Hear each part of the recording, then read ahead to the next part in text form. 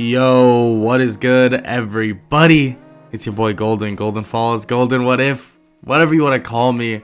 And I'm back with a brand new What If. I'm smiling ear to ear right now. I'm super excited for this What If. I know it most likely will not get insane amount of views, but I know that y'all will love it. I know that I know a lot of you have been calling for this for the longest time, but I wanted to wait for a milestone, so I waited till 15,000 subs to do it.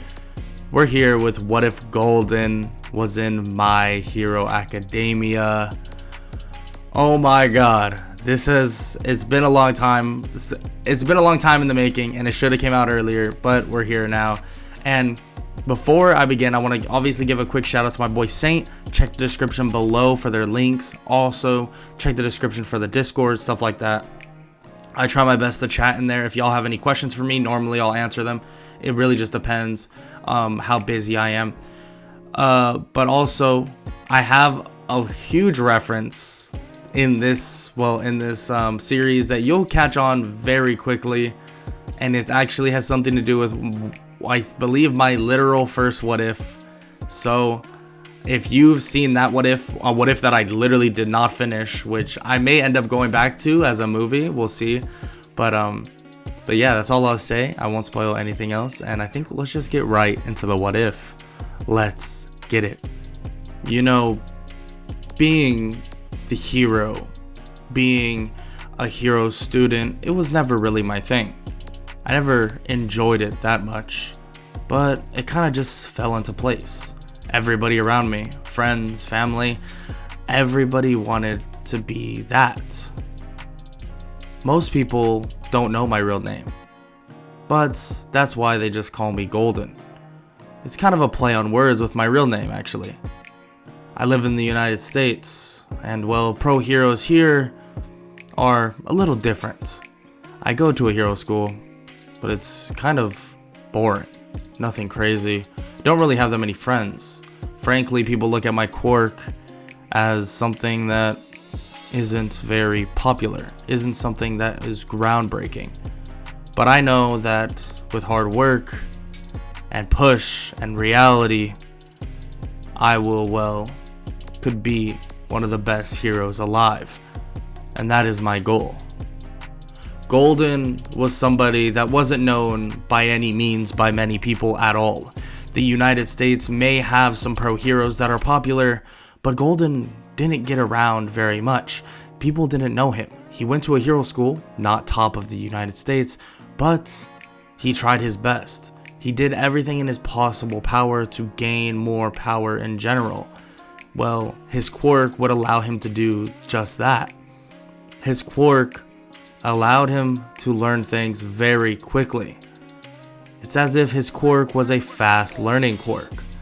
Golden pushed himself to learn martial arts, pushed himself to study people's fighting styles, to learn rescue, support, everything he possibly could to be the best hero he could be in the future. He even began learning different languages, actually starting with Japanese. And this would come in handy in the near future.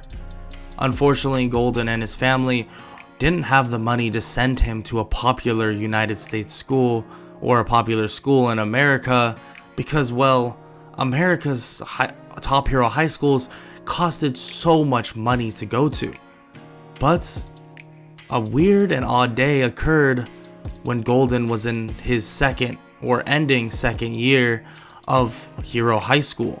He got a letter from somewhere he's been dreaming of for a while, and was the reason why he learned Japanese in the first place, because he was interested in, well, reapplying somewhere across the world. UA High School in Japan. Well, Golden didn't really think this was a possibility, but when he received the letter, he realized that it really was. They didn't know who he was. They just saw his tapes, maybe even saw his explanation of his quirk. But the way he wrote his letter, the way he spoke about his quirk, about hero society, about everything, seemed very well educated. It seemed that, well, his quirk would be very useful in UA. So Yue, Nezu, and many other teachers decided to give the boy a chance. Give him a chance to come there for his 3rd year, and maybe even compete with the big 3, if he's that strong. So, he talks to his mother. His mother agrees to send him off to Japan, and luckily they have, just enough money to get an apartment for him for about a month. So if it doesn't go well there, he'll just come back after that month. But if it does go well, Yue will provide him with dorms and a full ride. So Golden takes a trip, a one-way trip for now, to Japan. And when he arrives, he makes his way to his rundown apartment. Luckily, he'll only be here for a month, but it's not like it's bad by any means. You have to do what you have to do. And if he wants to be a hero, he'll make do. So Golden just has to wait for about 2 more weeks until, he has his little test of some sorts with Yue. So he trains. He trains as much as he possibly can, as well as trying to manage his finances for the next month, especially with the fact that, he's kind of on his own now. Eventually, the 2 weeks pass, and Golden is ready to head to Yue. He runs there because, he doesn't have a car, driver's license, or a bike, for that matter of fact, and he finally arrives at Yue. And when he does, he's greeted by Principal Nezu and even Aizawa, other known as Eraserhead, in which Golden knows pretty well the fact that he really enjoys the idea of an underground-esque hero, someone that doesn't like publicity. Okay. Golden, correct? That's what they call you? It's a weird name, kid. But I'll abide. Now, we have some tests, and Principal Nezu will explain those to you. Yes, as a matter of fact, we do. We have a well-written test to start with, and depending on how you do with that, we'll have a practical test. Sounds good to me. Show me the way. So Nezu and Aizawa bring him to an isolated room, and he takes his, written exam, and Golden does a pretty good job. Frankly, it was pretty easy. Surprisingly enough, Nezu and Aizawa did expect this though. Based on the information they were given based on his quirk, this isn't a surprise. But what really matters is, can he finish a practical exam to their expectations? So that's what he goes to do. Aizawa begins explaining. Pretty simple, kid. Practical, one-on-one, you'll be fighting a pro hero. You don't need to win, you just need to show potential. You show potential, you're in. Maybe we'll be talking about you being part of, maybe even a big 4. Sounds good to me. Who will I be facing? In terms of a pro hero? Teacher? Will I be facing some other pro hero outside of UA? Actually, kid, you will be facing a teacher. And that teacher is me.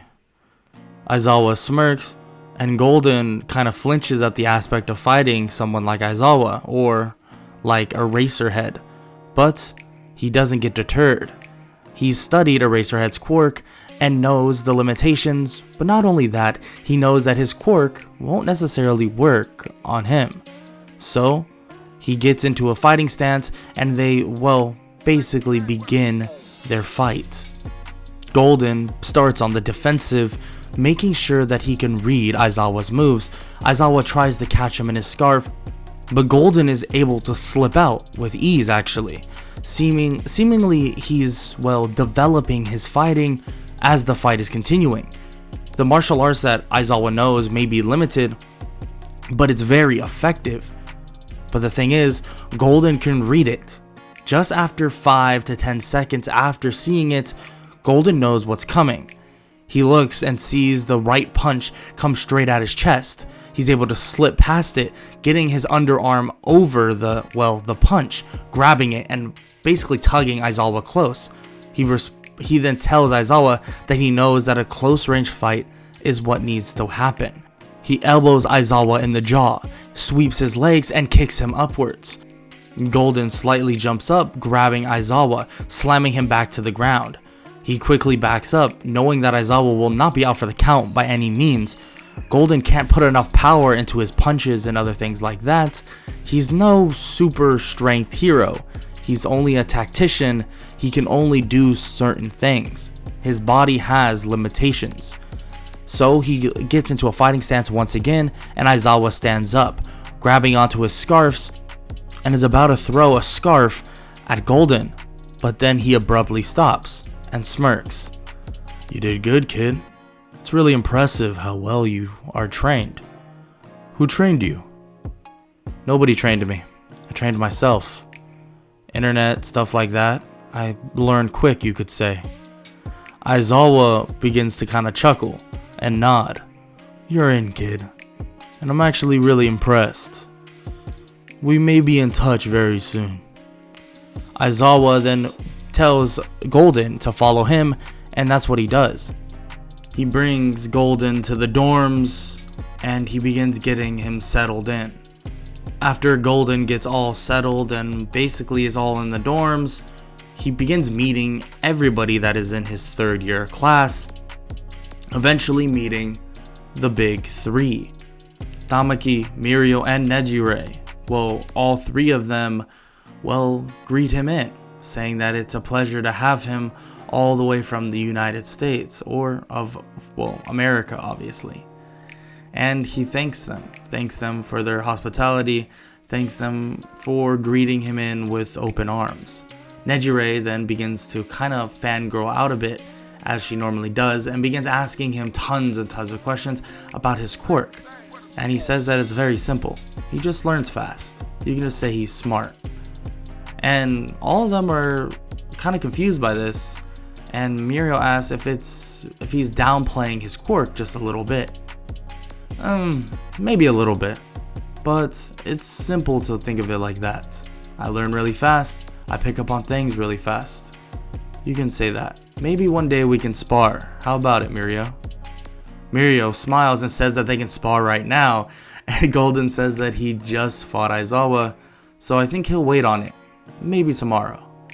Mirio agrees that they'd have a nice little spar, and Aizawa hears this because obviously he's still there, and he hears them talking about this. And Aizawa walks in and says that he better be careful because this kid might just take his spot. Mirio smiles at the challenge and says that maybe they could even make a big four if he's that strong. And Aizawa nods and says that's definitely something they need to speak with Nezu about. So Aizawa then takes his leave, and Golden thanks him for his help, and Aizawa says that it's no problem, truly. After some time settling in and all of that and getting to know all his classmates, Golden is then ready to spar with Mirio the next day, in which they are in the gym ready to face off. And actually some more people are there to watch. Actually, Vlad King, another hero Golden actually knows, brought his class 1B, to observe this sparring session. Before it starts, Golden runs over to Vlad King and bows, shaking his hand as well. "It's a pleasure to meet you, Vlad King." "You don't need to be so proper. It's a pleasure to meet you as well. Let's see how you can do against, arguably this top student in UA." Golden nods and says that he'll surprise some people. He runs over and everyone begins chatting about who this person is. They've heard of Mirio, they've seen him in UA sports festivals, but they've never heard of this person named Golden. They've even heard that that's not even his real name. People just call him that, and that's kind of like his hero name per se. So everyone just calls him that instead of his actual name. But can he really stand up to Mirio? Will he actually be able to beat him? Will he even be able to keep up? Well, that will be decided right now. Their fight begins, and initially Mirio has Golden on the back foot by a mile too. This gap is pretty wide. It's obvious that Mirio has way more experience with his quirk, and that he has way more experience with, dealing with people like Golden, in terms of not having insane amounts of power, nothing that he can't overcome. But after about a minute and a half of dominating, quote unquote, That's not what Golden was really preparing for necessarily.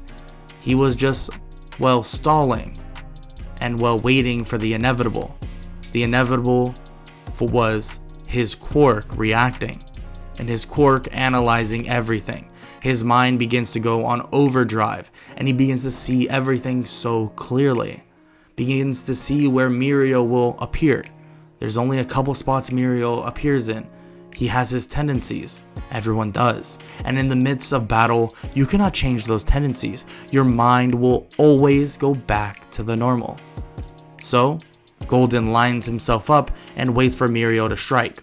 He does, and he forces his hand. Mirio tries to punch him in the face, but Izuku counters right after, grabbing his arm, slamming him to the ground, and Mirio is surprised. Mirio thinks that it's a fluke and goes back at him, but he begins to start losing. He's losing ground and losing fast. Tamaki and Nejire are shocked by this. They've never seen Mirio on the back foot. They've never seen Mirio get countered like this. It's as if Golden knows what's going to happen before it happens. No, he's just memorized everything Mirio has done. Even Mirio hasn't memorized his own movement patterns, but everybody consciously has the same ones that they will repeat, and Golden knows this, and he's easily able to counter Mirio. You know, Mirio, you really need to switch up your fighting style, but I can't blame you. The mind will always go back to default, am I right? Mirio kind of grits his teeth a little bit and gets frustrated, but calms himself down. Yeah, you're right. Maybe I do need to turn it up a bit. Golden can tell that something happened to Mirio. He might be stronger, faster? He smiles. Now this will be fun. Golden is charged at once again by Mirio, but twice as fast. It seems that Mirio has accelerated his strength, his speed, to a level that maybe even Golden can't keep up. His body may not be able to keep up with the strength that he's outputting. Golden may be able to, well, read people's movements, but if his body can't react fast enough, then what does that mean? Well, he'll find out right now.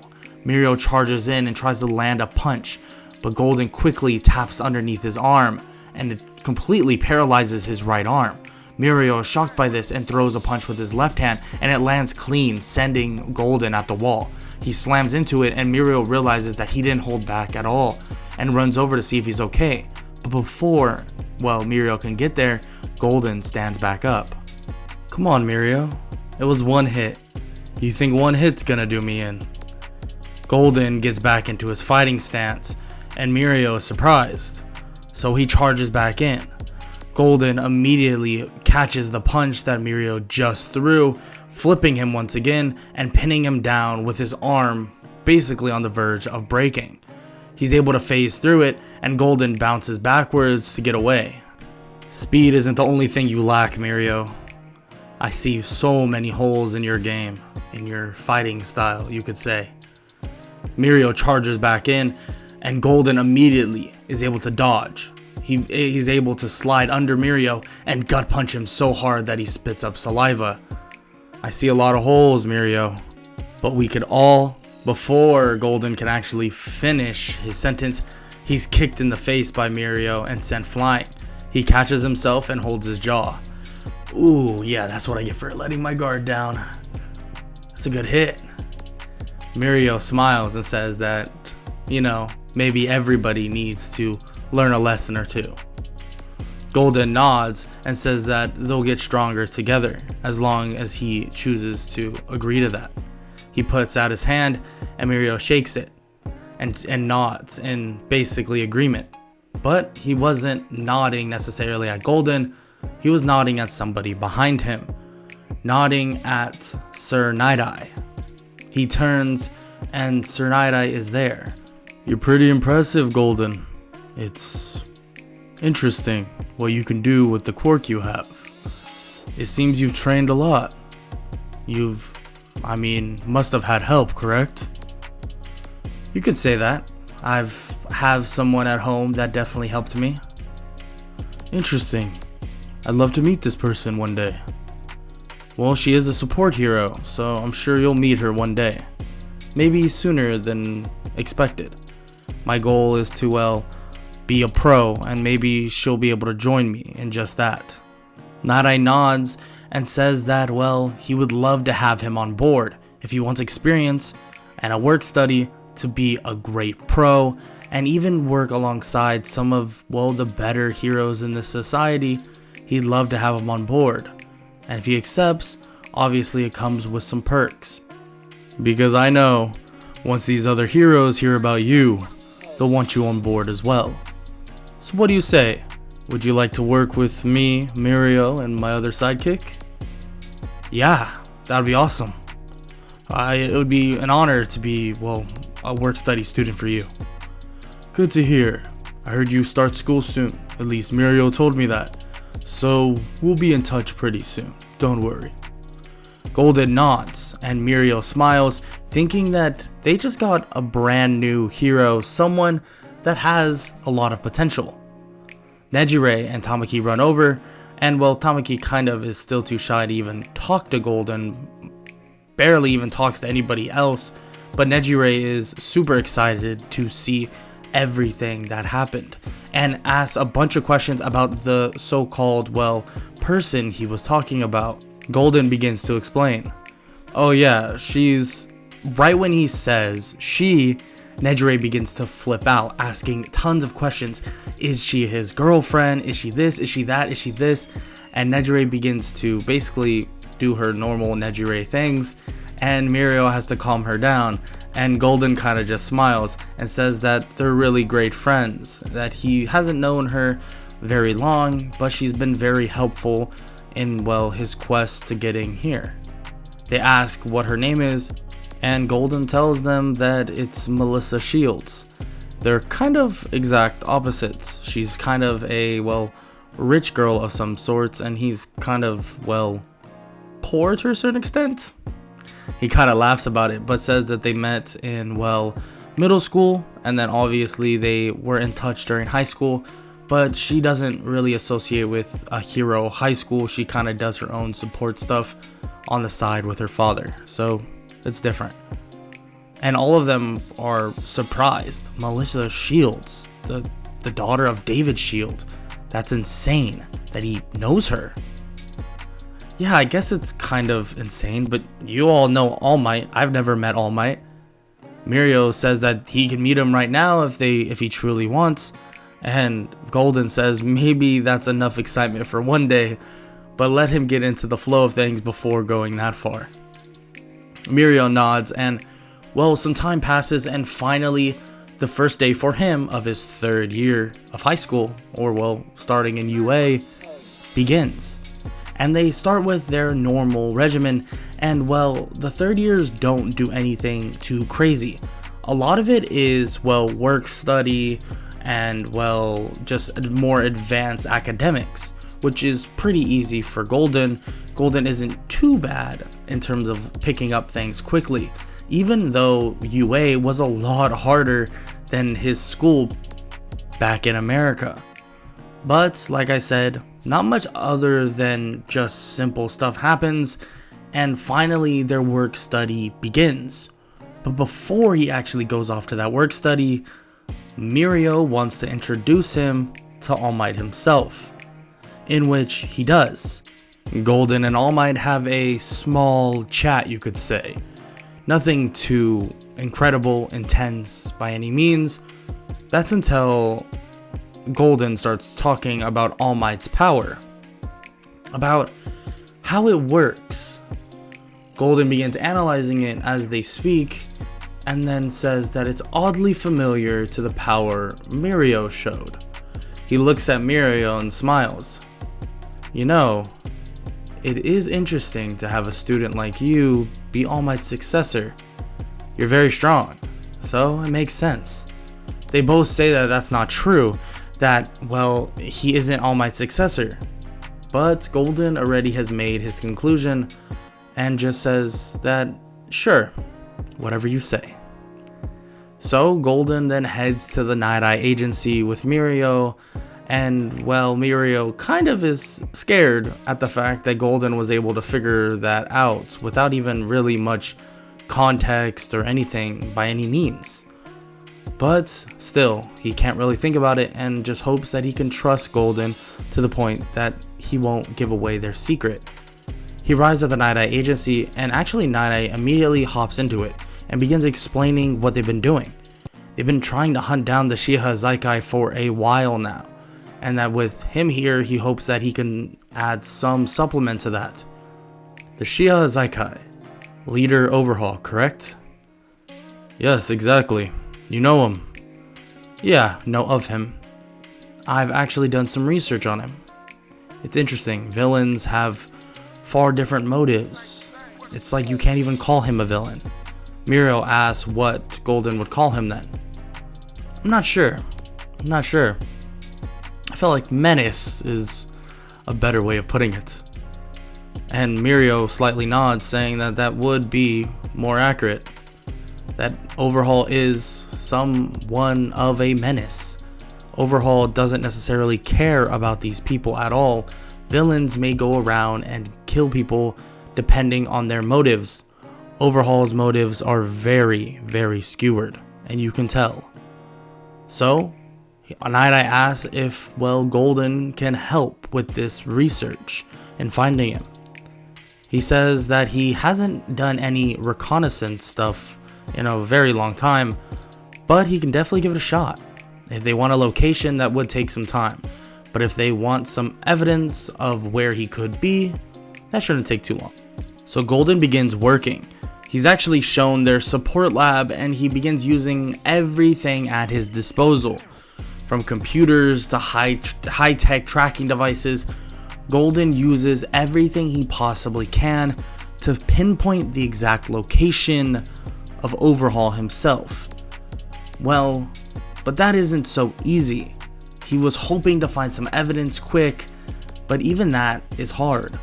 It's hard to find something like that with somebody that is more or less a genius at covering up their tracks, covering up everything. But nobody is perfect and nobody is flawless. So Golden ends up finding something very interesting. He's heard rumors about, Overhaul making these bullets. Making bullets that could cancel, maybe even erase your quirk. But how is he able to do such a thing? It would have to be something to do with another quirk. Now, what other quirk would that be?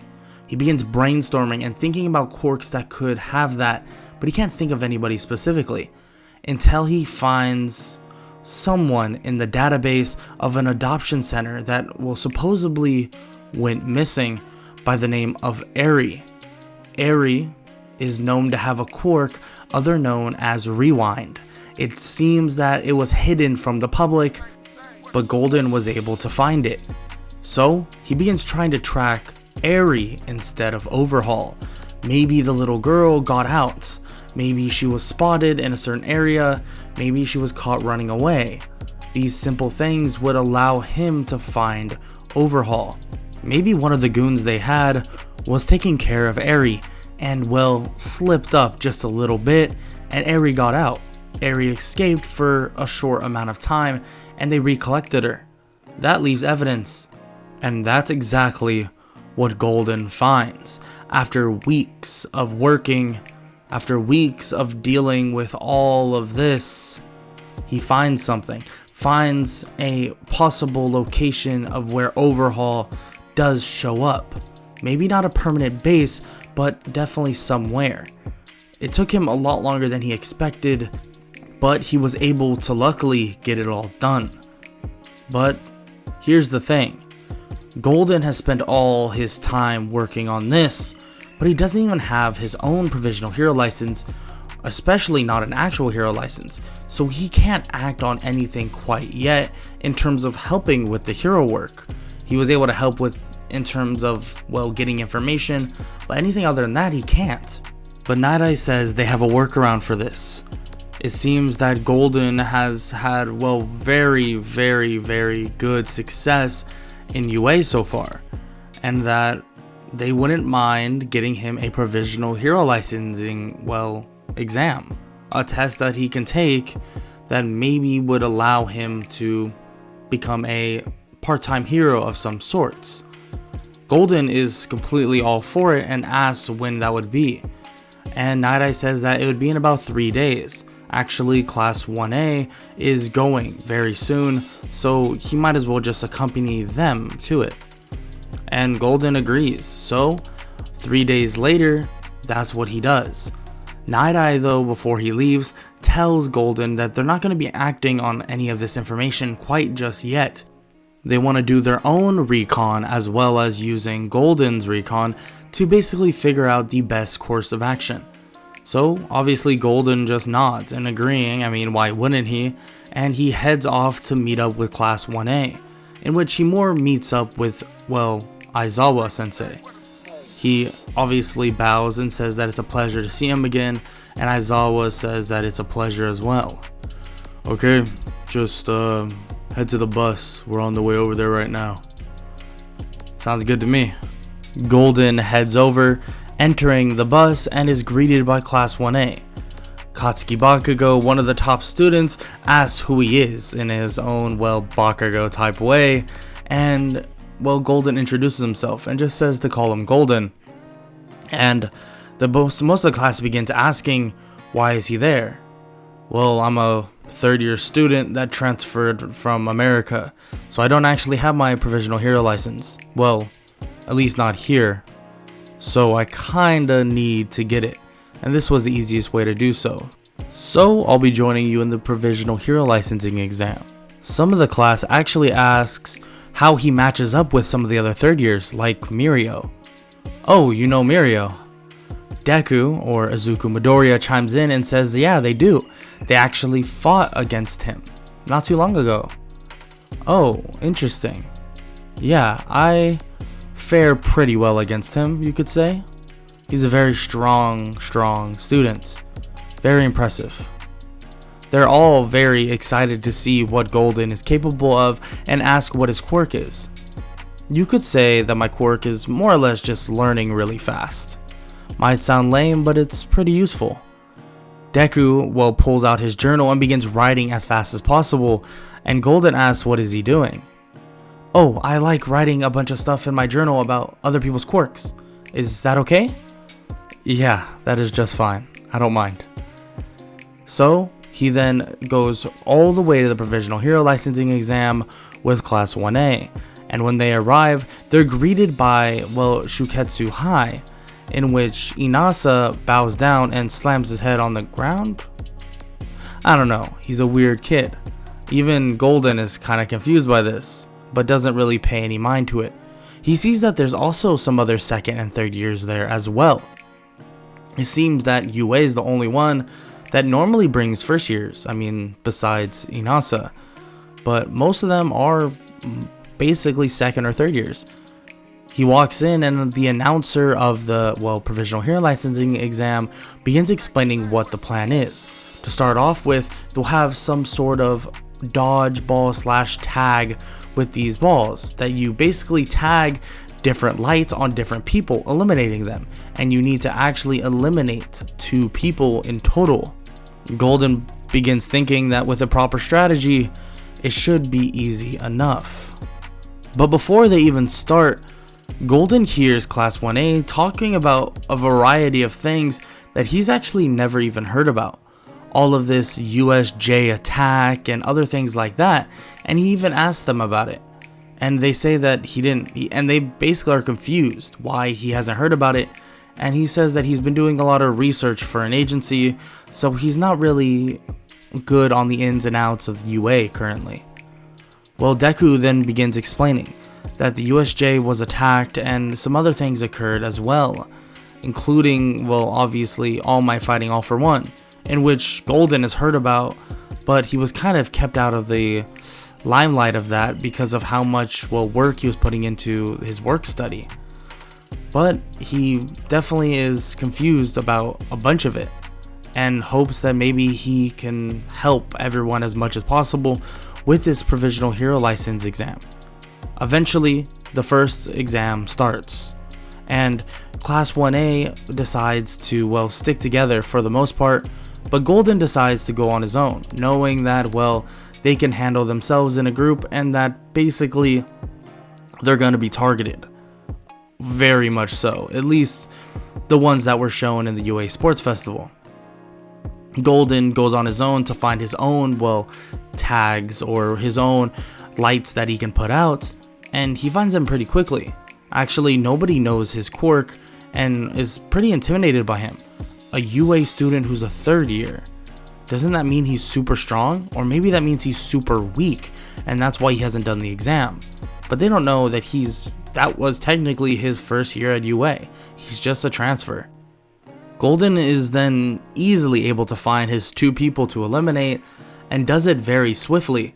He actually can just fight people to the point where he knows their skill sets, their moves, their quirks, and knows their weakness. Once he finds that, it's over. He can get his tags and be gone. So he finishes up very, very quickly, and even Aizawa and Miss Joke are actually watching him. Miss Joke questions why they have a third year here, and he explains that, well, Golden is a different case. Golden actually just came to UA, but he's technically a third year.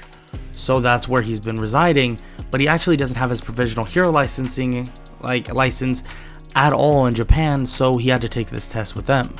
Miss Joke nods and says that it seems kind of unfair in a way. Golden seems very well trained, and it's interesting how he uses his quirk. Aizawa says that, does she even know what his quirk is? And she says that it has to be some sort of martial arts quirk of that remedy, right? And Aizawa just shakes his head. No, it's not true. The kid told me that he has a fast learning quirk. I don't really know the ins and outs of it, but he basically can study your movements, your ideas, your quirk. Even it helps him in academics, anything. Analyzing things. It's really, truly something unique. Ms. Joke is surprised that he's basically come up with this much creative ideas to use his quirk, but more surprised at Aizawa. Aizawa never gives people praise, and giving Golden praise like this is something out of the blue. And even she questions it. Not really giving him praise, just, stating the facts. Ugh. Ms. Joke just shakes her head and says that Aizawa is always so tired, and that maybe if he laughed a little he'd be, well, less tired. Aizawa rolls his eyes and continues to watch on. And watch on they did. They watched on as Class 1A luckily finishes completely and they all make it, leading to the very next exam, a very interesting exam. And this exam is the definition of a practical exam. It will deal in rescuing as many people as possible, properly and effectively. So with the assistance of Momo Yaoyorozu, he begins instructing everybody on what to do and everything and how to do it. So he begins basically running around as much as possible, instructing people on different ways to execute things. And this gets him really good points. The fact that he knows every situation and every way to really rescue somebody from every type of a disaster is perfect. And then on top of that, he even himself is able to rescue other people. His learning quirk is amazing for this scenario specifically. If it's not fighting villains, it's definitely rescue. But he'll be able to show off that, villain fighting as the sirens begin to blare. They begin to shout and villains are incoming. Gang Orca and a gang full of basically goons begin approaching, and they begin their assault on the students. Well, Azuku tries to get everybody in a relatively good formation. Same thing with Momo, but that doesn't happen. We have some people from other schools step to the plate, trying to, fend them off, in which one shatters the ground, and Golden thinks that, Gang Orca may be hurt from that attack, but for the first time in his life, he's wrong, and by a large margin, he's wrong. Gang Orca charges in, blasting away the student like it's nothing. knocking him out instantly. Deku, though, someone that he met by the name of Izuku Midoriya, quickly pulls the other student straight to him. It seems that Deku has some sort of strong telekinesis quirk, and he gives a thumbs up to Golden, saying basically to take it from here. He shouts for everyone to get into positions, and they have Inasa and Todoroki ready on standby.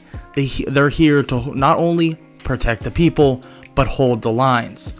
Golden charges forward at Gang Orca, hitting him with a kick, but dodging as well, being able to keep up with him just by pure reactions. He knows exactly how Gang Orca works, what his fighting style is. He actually is a big fan of Gang Orca. He's seen a lot of his hero work, so he's able to analyze him very easily. But he tries to keep his distance, making sure that he's not gonna get grabbed. He gets grabbed, well, it could be something very, very bad.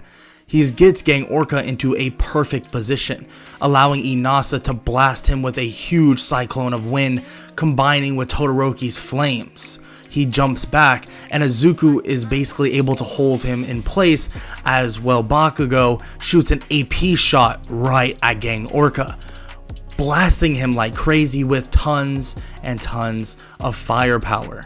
But Gang Orca douses himself in water, thinking that these kids, they're impressive, but not impressive enough.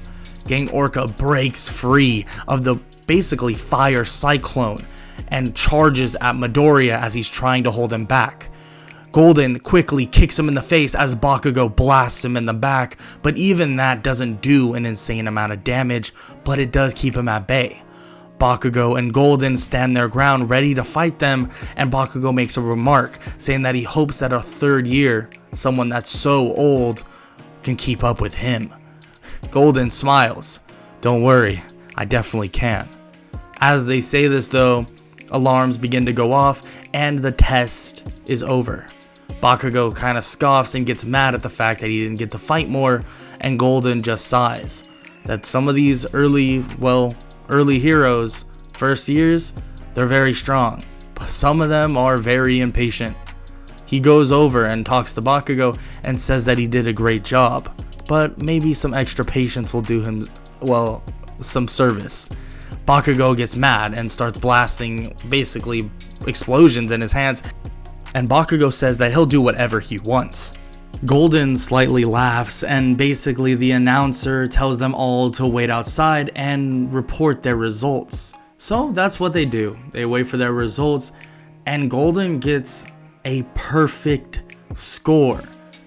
And everybody is in awe, but they also remember that he is a third year, so he must have had good training. And Golden hears this and even says that he really hasn't. It's been mostly him, and he's had some help from, well, a friend of his. But for the mass majority of the time, America, or at least the school he was at, isn't the best. He laughs about it and thanks them, well, for letting him join, and that it's been a pleasure. He gets his provisional hero license and heads back finally to Night Eye Agency. And when he arrives, Night Eye begins speaking with him, telling him that they actually have an entire plan now to take down Overhaul.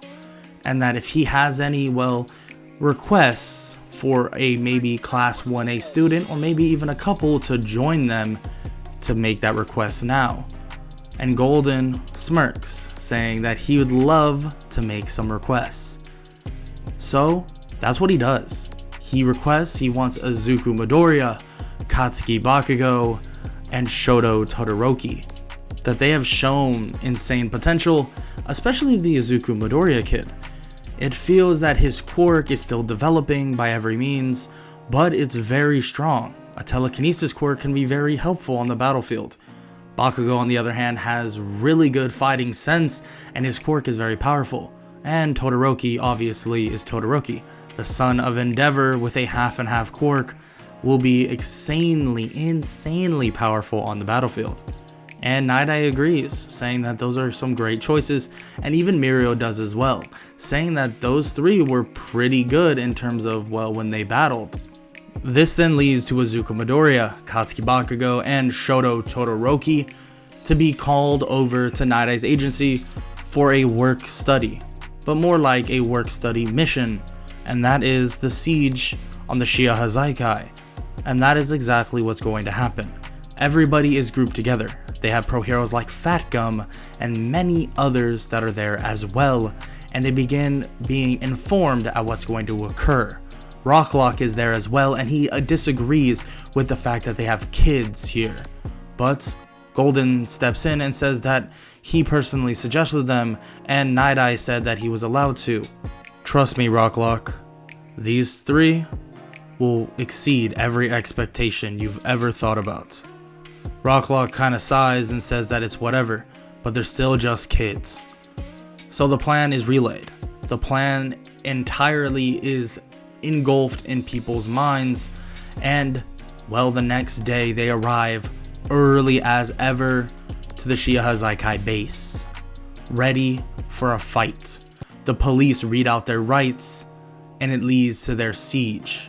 A giant, massive man comes crashing out, and luckily they're able to handle that, well, separately on their own, but Golden, Mirio, and many others charge in, well, to help, leading to, well, hunting for Overhaul. Golden has already formatted this entire building, or has an idea of where it could go. Even with the possible shifts that are currently occurring, he actually knows where to go next.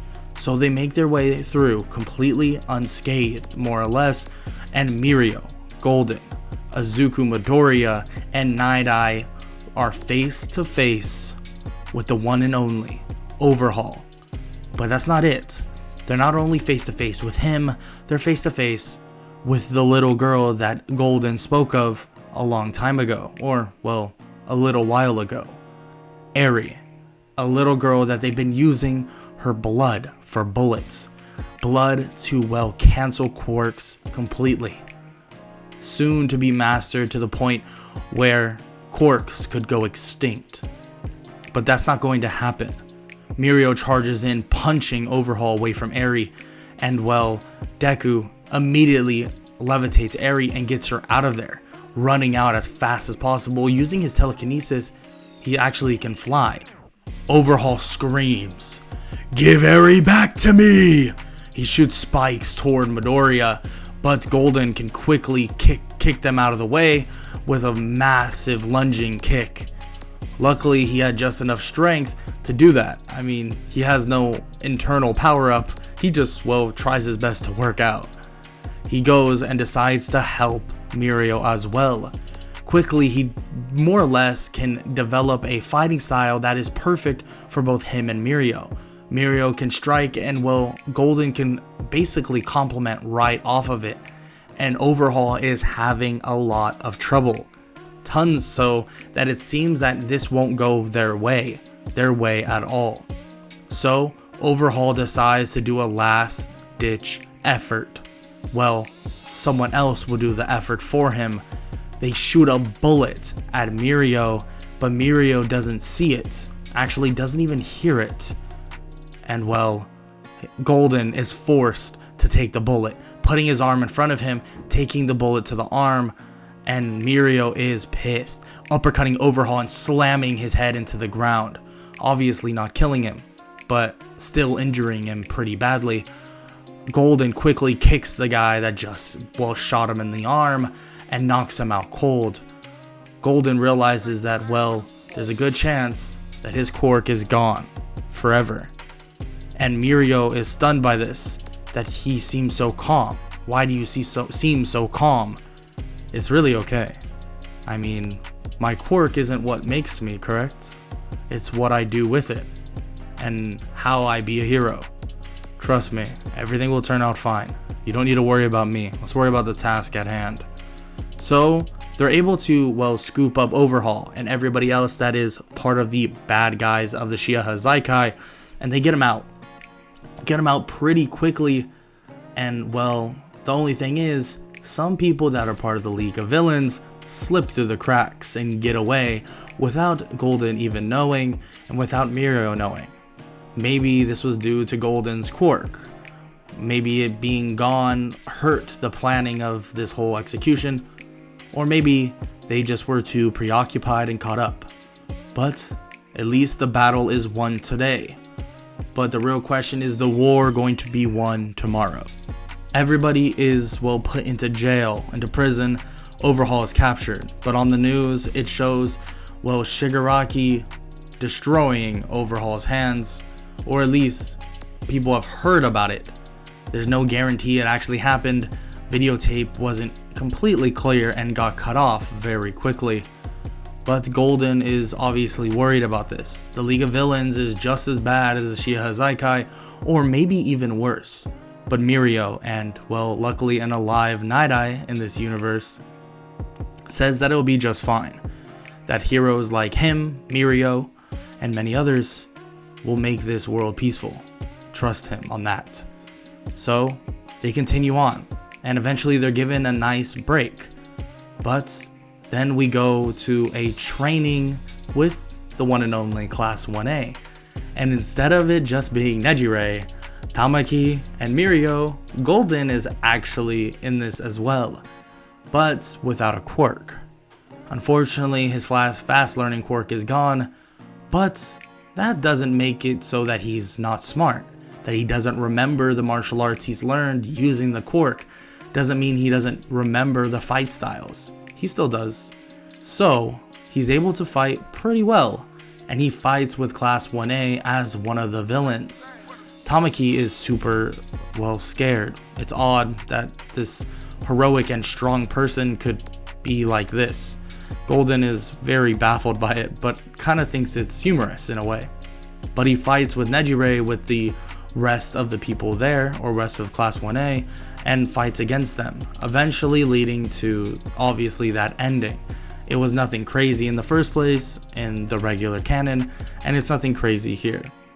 But obviously, Golden can see the downfalls of not having his quirk. Everybody that he doesn't know about is hard to retain. He can't necessarily remember everything about their fighting styles. He tries, but can tell how much he was leaning on his quirk to do just that. And unfortunately, he can't do that anymore. So his work study continues on.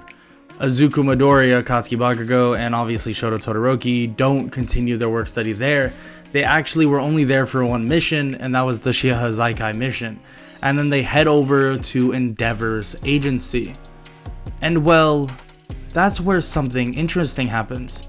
Something very odd, actually. Well, here's the thing.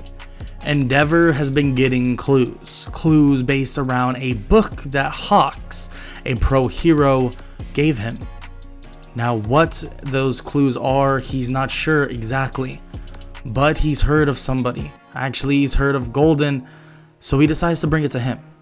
He asks if he can analyze this encrypted code that was sent to him. Golden looks at him and says that he won't ask what it's about, he'll just do it. And Endeavor smirks and says that that's what he likes to hear. Yeah, so give me some time. It might take me a while. I did lose my quirk, a matter of fact. Golden begins basically looking at the clues, and it actually doesn't take him a while. It takes him about 15 minutes. I mean, this is pretty elementary stuff for him. I know he's lost his quirk, but with a quirk like that over all the years that he had, I mean, he's pretty smart to this point, in my opinion. So he figures it out, and he figures it out that a war is coming. A war in the next 3 months. And he tells this to Endeavor in a secluded area so nobody can hear. So a war is coming, Endeavor. That's what it's saying. It has locations, information, a lot of things. And it seems like whoever gave you this is giving you some inside information. So I think all of us need to be ready for this. And Endeavor nods, saying that he'll inform the rest of the heroes and they'll get to the nitty-gritty and they'll begin their planning. And Izuku will be a big part of that planning. He actually comes up with the idea of taking on the hospital first as well in a giant group. Everybody will be sectioned off into different areas. But he warns them that the hospital could have said people like the Nomus they speak of.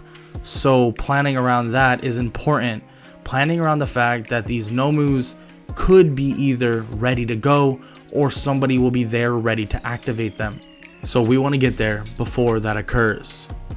But Golden also does some extra surveillance, finding out that they have a monster on their side and a monster army.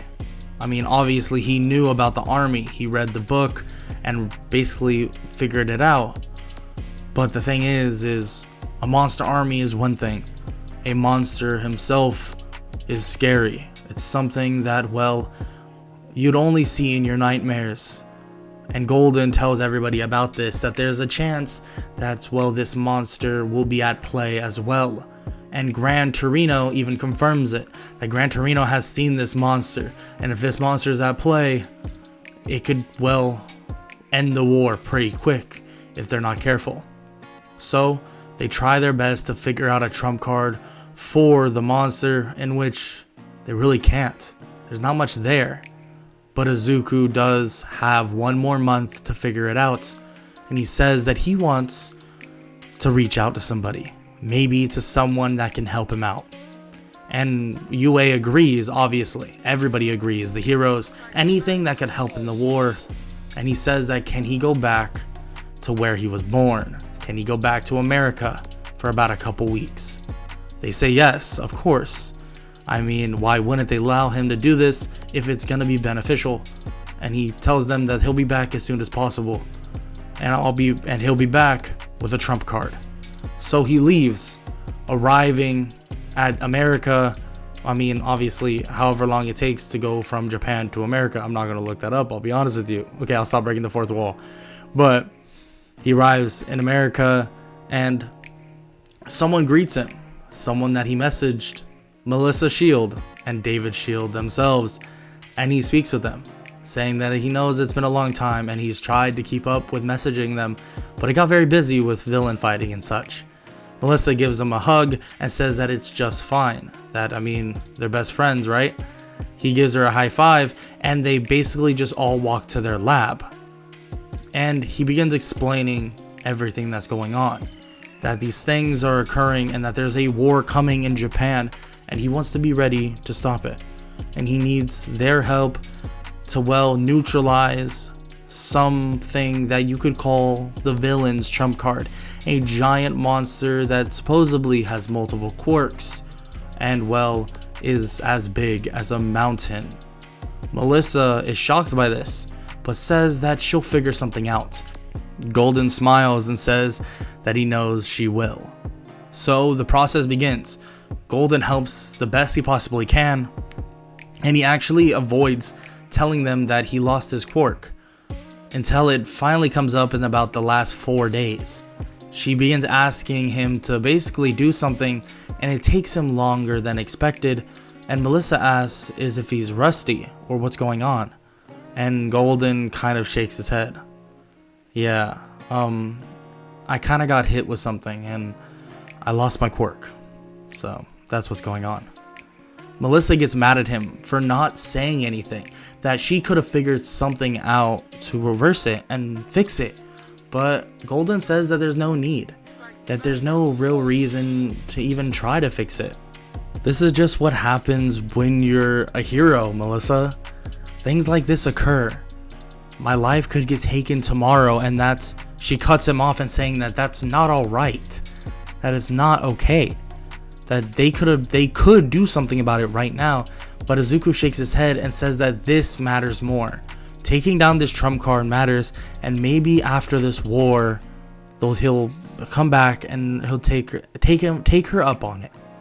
And Melissa shakes her head, saying that Golden has always been this way. I don't know why, but you always were. Golden kind of sighs and says that it's whatever, that he's just trying to be a hero based on what his mother wanted him to be. So they finally finish a device, an odd device actually. It's as if it's a over-glorified dog collar in a way, but not quite. It will attach to the giant monster, hold him, ground him in place, and electrocute him, ideally shocking certain nerves that will basically knock him out cold. But if this doesn't work, and there's a good chance it doesn't, people need to be on guard to basically supplement it as well. Ideally, and Golden cuts her off while she's explaining, and well tells her that he has the perfect person, that one of the teachers there has a quirk perfect for it, and that she can do it on top of, well, electrocution of Gigantomachia's nerves to make him go to sleep for a little bit. Melissa nods and says that she'll get it all packed up and sent to Japan, and, well, we'll be saying her goodbyes to Golden for now. So, they hug and Golden leaves. America is his home, but he needs to save his second home. The home that has given him so much training, so much, well, strength in the hero society. It's time for him to be a true hero. And that's what he's going to do in this war. So, he gets back and explains to everybody the plan, saying that this monster can be taken down with this device if placed on him. So, someone needs to place it on him. Izuku volunteers. His telekinesis quirk is kind of perfect for this, and Golden agrees that it would be perfect to place it right on the back of the monster's neck. Izuku nods, and they ask what else, and Golden explains that Midnight needs to be there as well. The electrocution may not shock all his nerves to put him to sleep. This may not even work. So Midnight needs to be there to, well, on top of that, use her quirk to try her best to put him to sleep. The rest of you need to have gas masks on. You need to be able to fight the rest of the villains while this is occurring. So, that's the plan for the monster. Now, everybody else ready? Everyone nods, saying that they're all ready. And well, in 2 days, the war will begin. So everyone gets ready. As the 2 days pass, everyone sets up. Golden goes basically with the hospital team who's going to siege, but they tell him to not come, that there's no reason to. He's done his job. Golden says that he can help, but even Mirio and Night Eye say that there's no reason for him to do so, that he's come up with this brilliant plan. It's time for him to sit on the sidelines. It's like he's some, well, undercover person that can give orders, but he doesn't take them. Golden sighs and says that he'll do whatever they think is best. So that's what he does. He waits on the sidelines, more or less just in the Night Eye agency, watching on as everything begins to unfold. And everything begins to unfold pretty proper. Pretty good, actually. And everything seems to be flawless until the Nomus are awakened. Unfortunately, a couple of them weren't detained and destroyed, and they awaken and they give a bunch of the heroes some trouble. Luckily, they're able to shut it down, and Gigantomachia is shut down as well. And everything is going perfectly fine. No one even actually has died or been fatally injured at this point. But nothing goes according to plan. And the real heroes are shown is when a plan doesn't fully work. Izuku sees this when Shigaraki is finally awakened. The man that is hunting one for all. The man that has reached his boiling point. The ultimate being. The ultimate human that has stored multiple quirks within him is ready to fight and begins hunting down Mirio Togata. That's exactly what happens. He hunts him down and Night Eye stands his ground with him and begins activating his quirk, looking to see what's going to occur. And well, he sees drastic things occurring. Everybody dying. Very few get out and live, and frankly, they don't know what happens next. So what will happen? Even Golden can tell on the face of Night Eye that there is concern. Mirio steps up though, saying that he won't let anybody get hurt, and that whatever future he's seeing, he'll break it.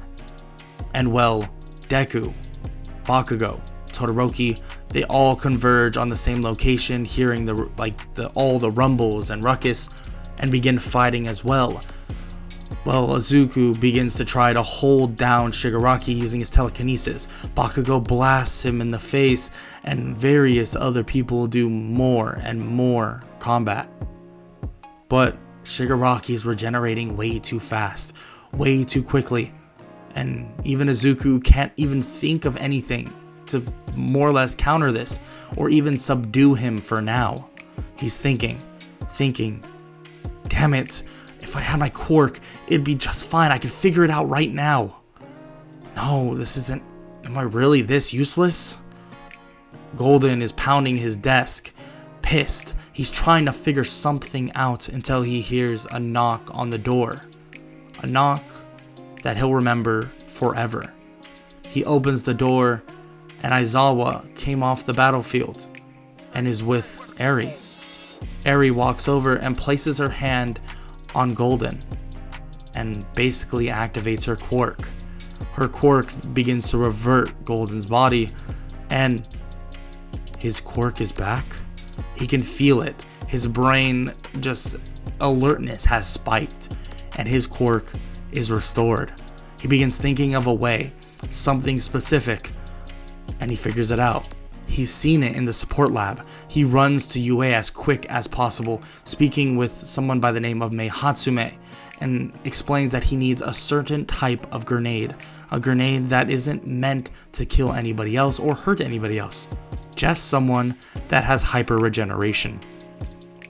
Mei says that she doesn't have anything like that, but Golden says she does. Everything to make one. He grabs everything that's needed, and Mei can see it. Can see exactly what he's talking about, and she begins to laugh, saying that this might be one of her strongest babies ever.